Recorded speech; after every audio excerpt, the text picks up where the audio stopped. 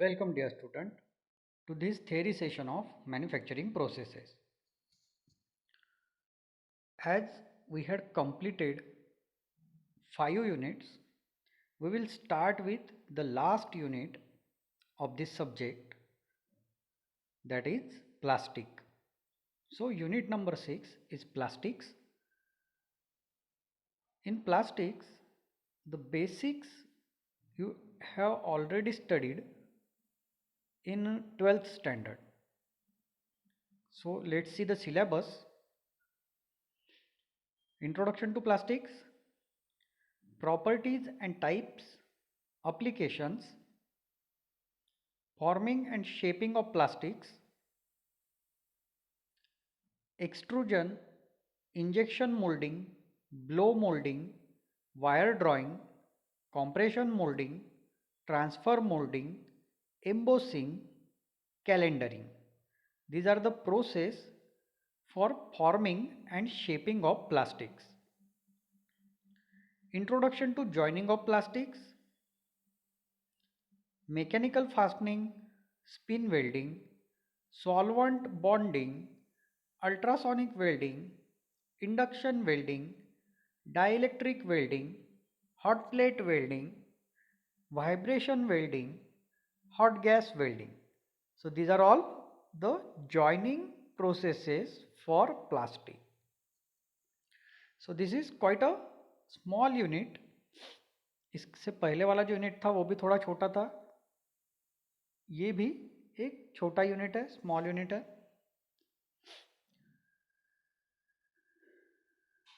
So introduction of plastic.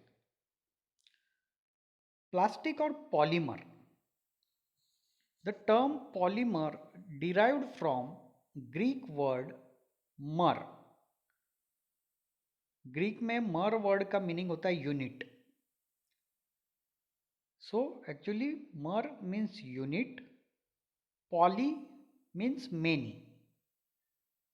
So literal meaning अगर हम देखते हैं प्लास्टिक का, it is nothing but a many units. Polymer मतलब मेनी यूनिट्स. तो बहुत सारे छोटे छोटे सिंगल यूनिट कनेक्ट होके जब मल्टीपल मेनी यूनिट एक साथ ज्वाइन हो जाते हैं, उसे हम कहते हैं polymer. Polymer consists of chain of molecules. Polymer are organic, that is carbon, in origin, that is hydrocarbons. एक ऑर्गेनिक सब्सटेंस है, मोस्टली ये हाइड्रोकार्बन्स होते हैं. Monomer stands for single unit and polymer means many units join together by chemical reaction. एक chemical reaction होता है जिसमें monomer जो बेसिक यूनिट होता है पॉलीमर का, वो एक दूसरे के साथ कनेक्ट होने स्टार्ट होते हैं और चेन फॉर्मेशन होता है. वो केमिकल रिएक्शन जो है वही क्या है, पॉलीमराइजेशन प्रोसेस है.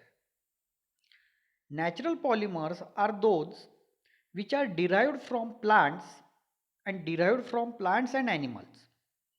नेचुरल पॉलीमर मतलब एक तो प्लांट या फिर एनिमल्स से जिसे डिराइव किया जाता है. इसके एग्जाम्पल क्या है, wood, rubber, cotton, silk, wool. These are all the natural polymers. और जिसे हम कह सकते हैं नेचुरल प्लास्टिक है एक तरह की, long chain compound. Polymerisation, it is a process of forming polymer from monomer. बहुत सारे मोनोमर एक दूसरे के साथ कनेक्ट होकर लॉन्ग चेन कंपाउंड फॉर्म करते हैं. उस प्रोसेस को क्या कहते हैं, पॉलीमराइजेशन.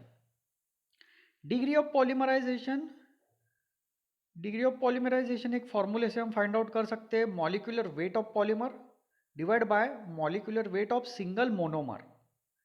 बेसिक एंटिटी का वेट से अगर आप डिवाइड करते हो टोटल वेट ऑफ पॉलीमर को, लेकिन कौन सा weight, molecular wait.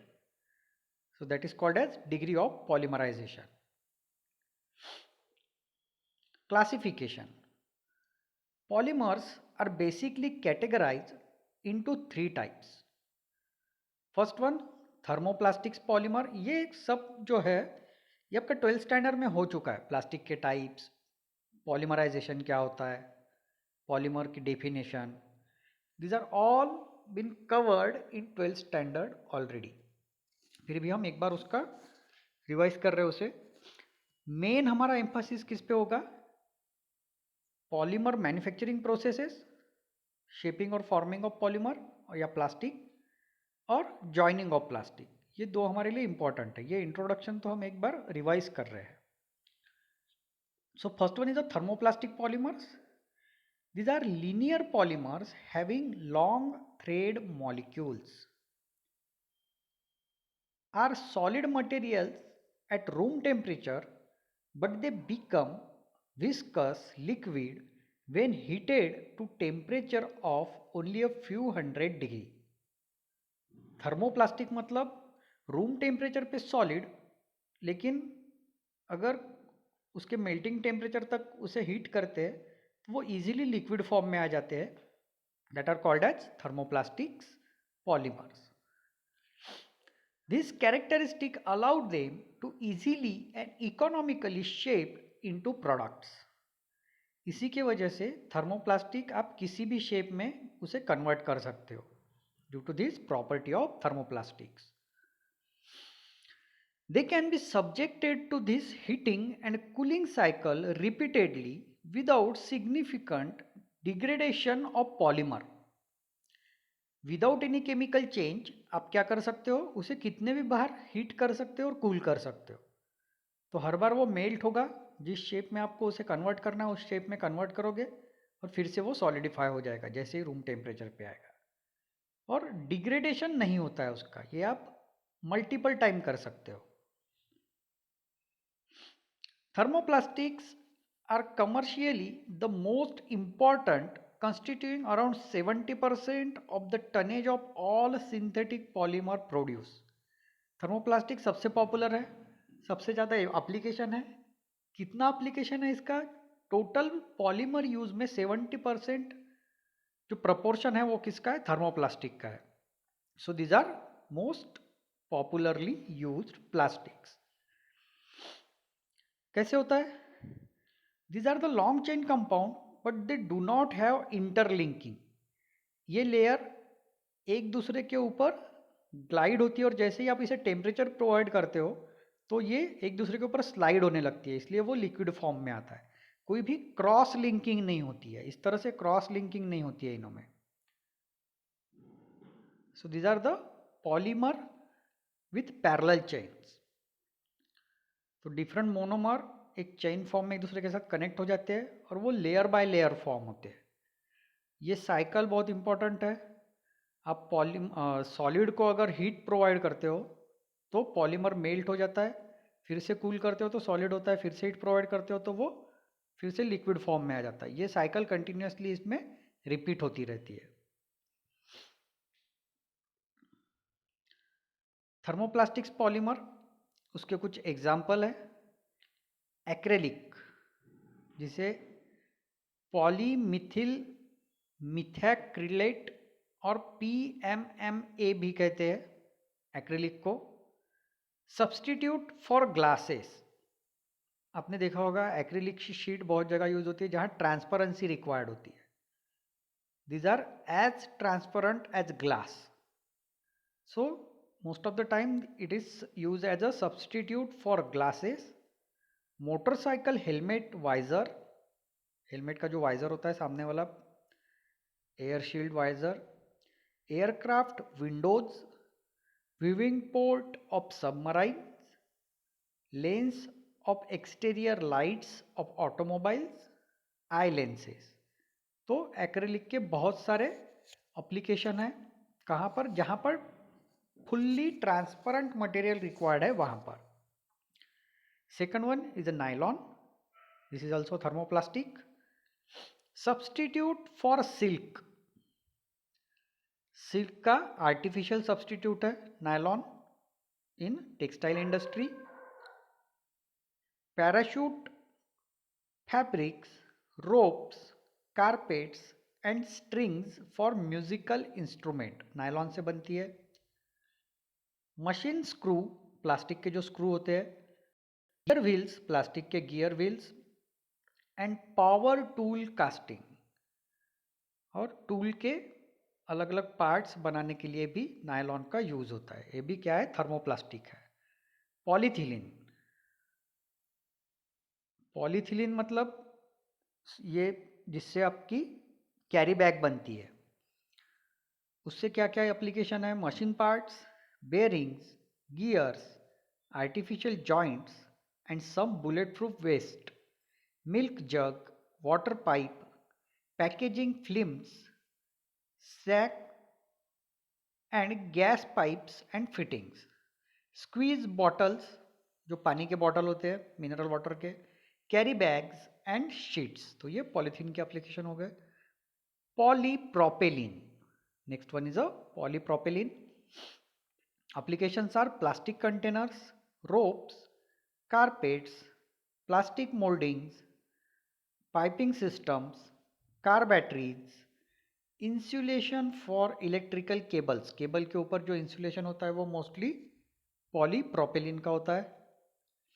पॉलीप्रोपेलिन sheets are use for stationery folders and packaging, file में जो फोल्डर लगते हैं वो किसके होते हैं, पॉलीप्रोपेलिन के। पॉलीस्टीरीन, पॉलीस्टीरीन से बनते हैं disposable cutlery, CD and DVD cases, packaging materials and toys. Polyvinyl chloride, और उसे पॉपुलरली क्या कहते हैं, पीवीसी। मोस्टली पीवीसी ड्रेनेज में यूज होता है, पाइप फिटिंग में यूज होता है। Drain pipes, hoses, tubing, electrical insulation, coat and jackets. Next one is a Teflon. Teflon मतलब टेफ्लॉन कोटिंग आपने सुना होगा, नॉन स्टिक में जो यूज होता है Teflon. Coating for non stick cookware, lubricant to reduce wear, bearings and bushing. तो ये थर्मोप्लास्टिक के कुछ एग्जाम्पल और उसके एप्लीकेशंस है। Next one is a thermosetting polymer or also called as thermosets. The molecules are end to end and side to side cross link to form a rigid structure.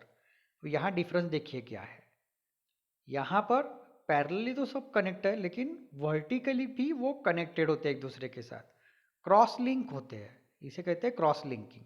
और इसी के वजह से हीट सप्लाई करने के बाद वो कभी मेल्ट नहीं होते, बहुत ज़्यादा रिजिड होता है स्ट्रक्चर, हीट से मेल्टिंग थर्मोसेटिंग पॉलीमर में नहीं होता है। They cannot tolerate repeat heating cycles as thermoplastic can. जैसे इनिशियली आपके पास पॉलीमर मेट है, एक बार केमिकल रिएक्शन हो गया तो क्रॉस लिंक नेटवर्क फॉर्म होता है और उसके बाद वो मोनोमर में कन्वर्ट नहीं हो सकता है। एक ही बार, ये साइकिल नहीं है, this is not a cycle. यहां तक तो ठीक है कन्वर्जन, लेकिन रिपीट कन्वर्जन इसमें पॉसिबल ही नहीं है। When initially heated they soften and flow for moulding. Initially polymerisation process होने से पहले वो एक बार सॉफ्ट होते हैं और एक बार उसमें केमिकल रिएक्शन हो गई कि उसके बाद उसे हीट से सॉफ्ट नहीं किया जा सकता है। But the elevated temperature also produce a chemical reaction that hardens the material into infusible solid, ऐसा सॉलिड जो फिर से फ्यूज नहीं किया जा सकता है। If reheated thermosetting polymers degrade rather than soften. वो पॉलीमर जल जाता है लेकिन फिर से वो कौन से स्टेट में नहीं आता है, लिक्विड स्टेट में नहीं आ सकता है, वो बर्न हो जाएगा पूरी तरह से। Examples: epoxy resin, they are generally used for casting, adhesives, bonding of other material, used for printed circuit board PCB, जो electronic printed circuit board use होता है जिसके ऊपर पूरा सर्किट बनता है, उसके लिए यूज होते हैं। And surface coating,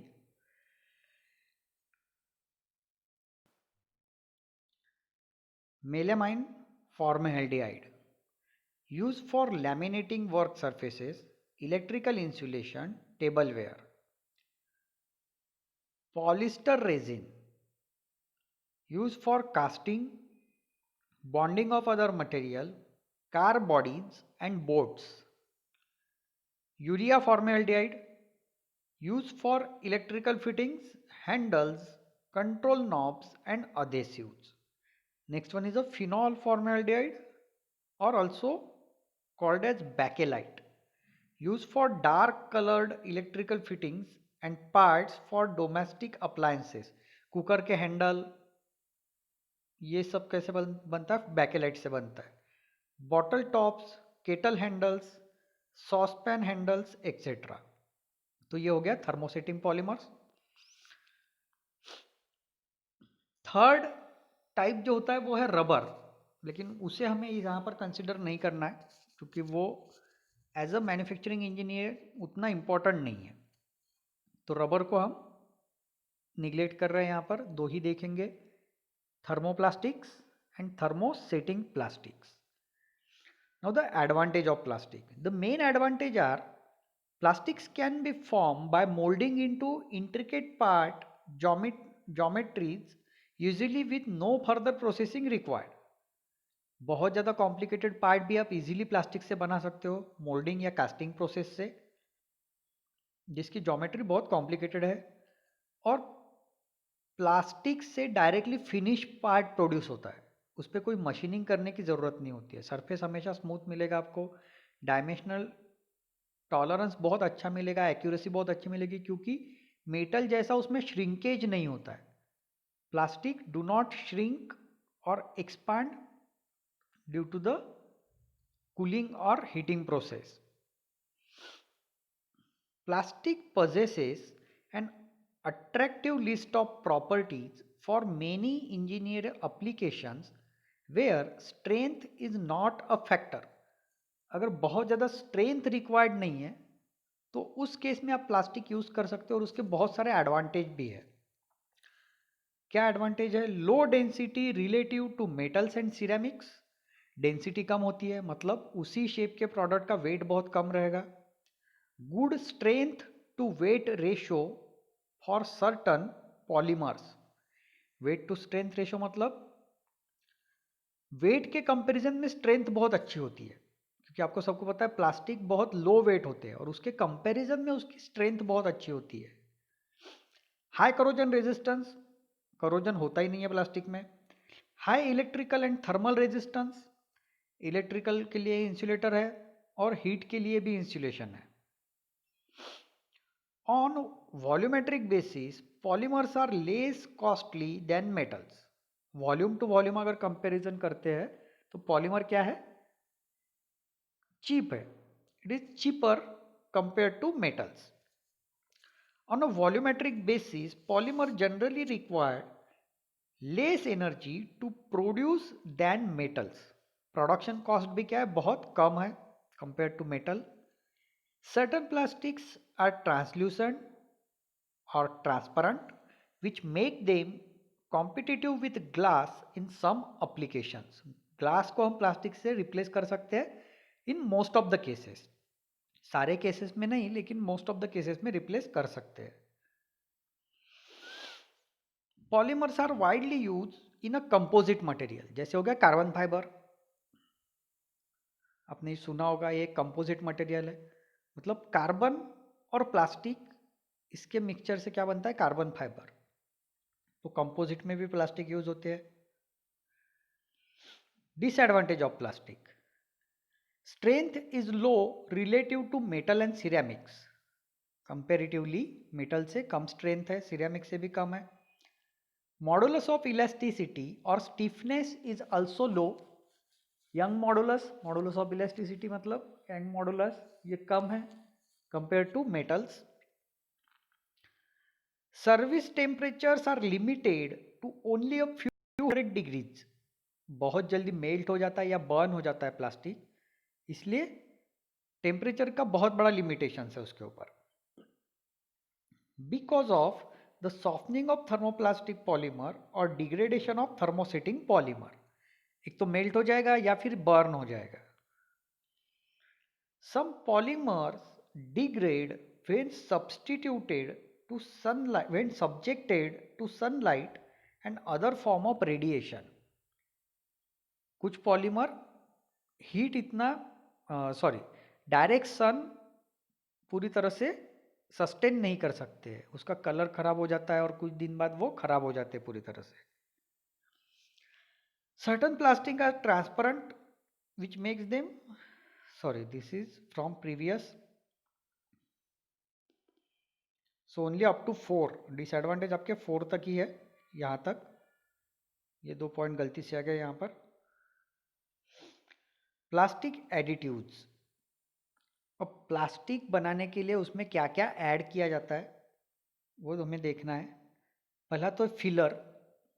filler are solid material added to polymer usually in particulate or fibrous form to alter its mechanical properties or to simply reduce material cost.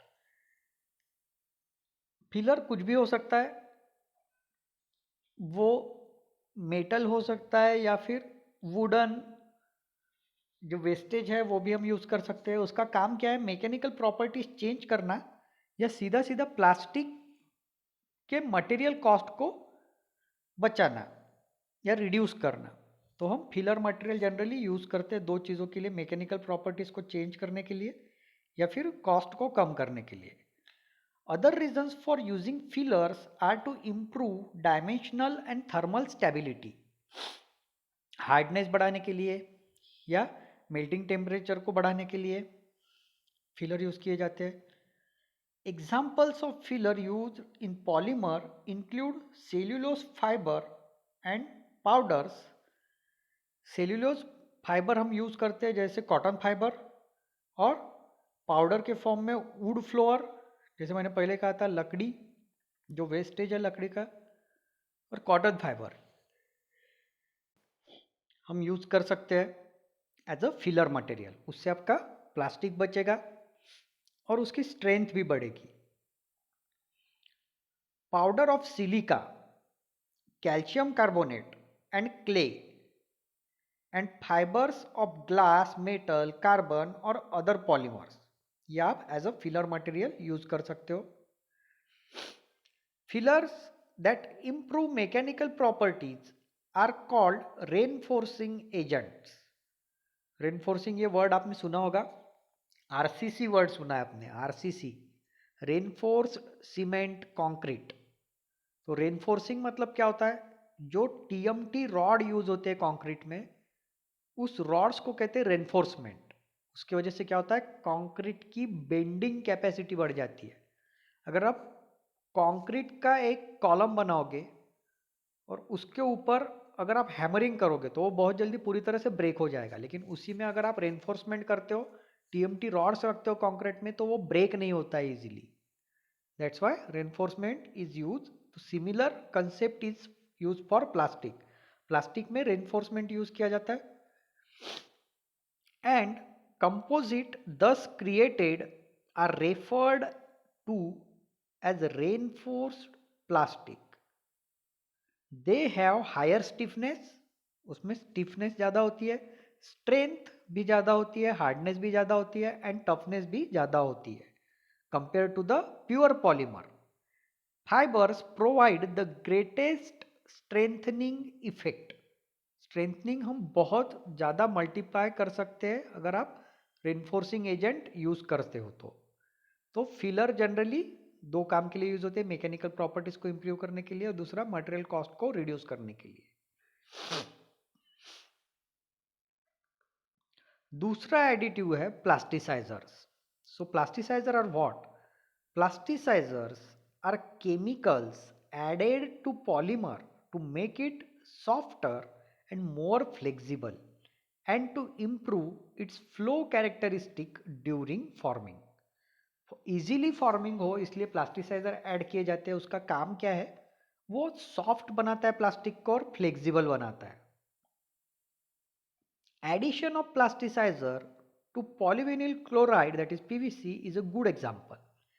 Depending on the proportion of plasticizer in mix, PVC can be obtained in range of properties from rigid and brittle to flexible and rubbery. Plasticiser define करता है कि PVC दोनों तरीके से आप बना सकते हो, बहुत हार्ड और ब्रिटल और दूसरा फ्लेक्सिबल और रबरी भी बन सकता है। ये किस पे डिपेंड है? Quantity of plasticiser used. तीसरा है कलरंट। कलरंट मतलब अलग अलग कलर ऐड करने के लिए आप कलरंट ऐड करते हो।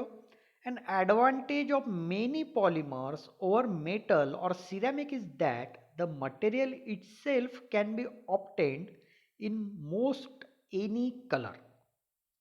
किसी भी कलर में आपको प्लास्टिक अवेलेबल हो सकता है। ये बहुत बड़ा एडवांटेज है प्लास्टिक का। ये मेटल में भी अवेलेबल नहीं है और सिरेमिक में भी नहीं है।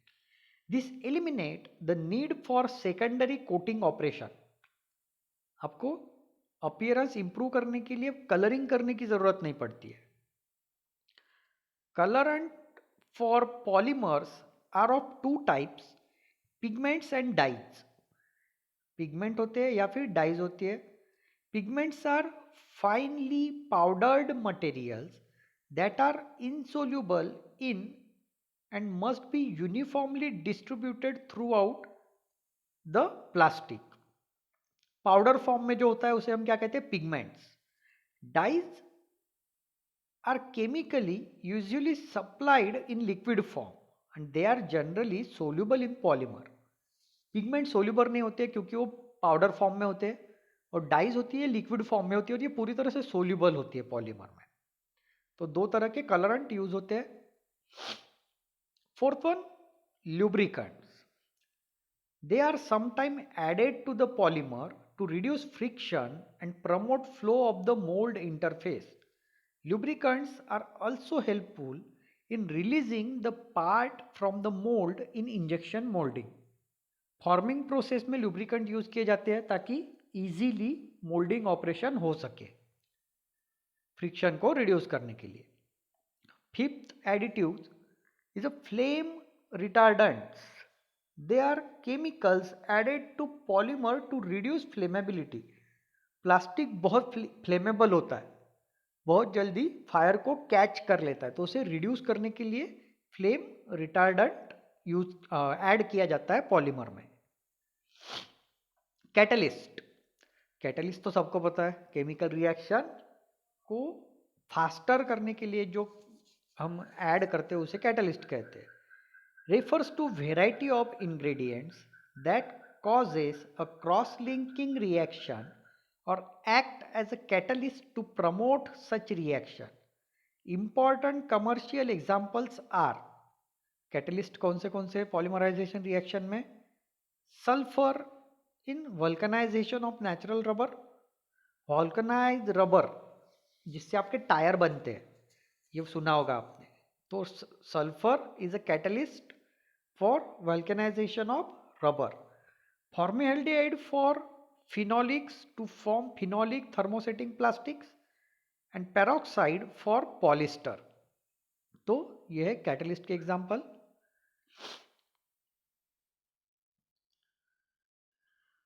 Forming and shaping of plastic, ये हम नेक्स्ट यूनिट में देखेंगे। फॉर्मिंग और शेपिंग के लिए क्या क्या प्रोसेसेस है।